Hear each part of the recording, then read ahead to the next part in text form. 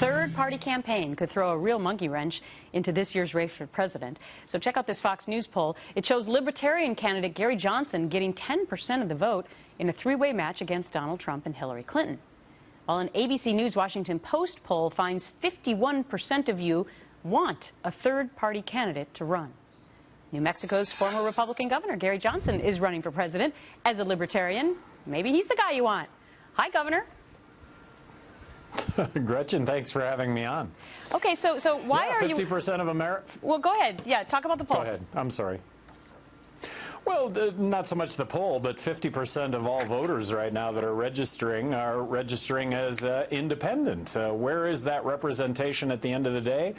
I think at the end of the day, I think most people are libertarians. It's just that they don't know it. And very broadly speaking, a unique package of being fiscally conservative and socially liberal, tolerant, and hey, let's be skeptical when it comes to these military interventions. Are they really resulting in a safer world, or in a lot of cases making things worse, not better? Okay, you sound a little bit like Rand Paul.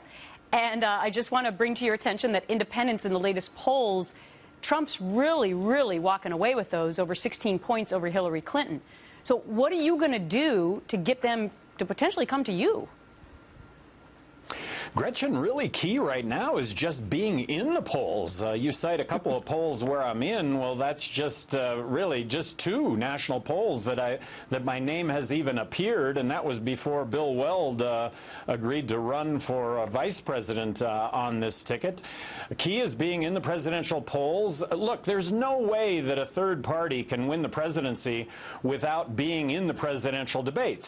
Right. Presidential Debate Commission has said that you have to be at 15% in the polls. Well, what they won't say is that your name is not even in the polls, and right now, key to going forward, just being in the polls. That's very interesting. There is another choice. Yeah, well, that's very interesting that it would be 15%. You're only 5 points off of that. But let me ask you this. It also involves a tremendous amount of funding. We've been talking about $1 billion needed to run for president. Last week, there was a story that was floated that the very powerful Koch brothers, who may not give their money to Donald Trump, typically give to Republicans, that they may, in fact, at least one of them, would give you millions of dollars. Is that true? No, I have no knowledge of it whatsoever. It's one of those bogus stories that come out. But what I do think is remarkable is that really on hundreds of thousands of dollars that we're appearing in these polls when, as you point out, it's a couple of $1 billion now on both sides. Only chance I have of potentially winning is to be in the presidential debates. If my name is in the polls, I think that's a real possibility. Okay, you were named the CEO of a cannabis company, a marijuana company. If you were ever elected, would you legalize marijuana? Oh, in a heartbeat. And the notion is to make America a better place. Look, on the medical side, marijuana products directly compete with legal prescription drugs, painkillers, antidepressants that statistically kill 100,000 people a year. No documented death due to marijuana.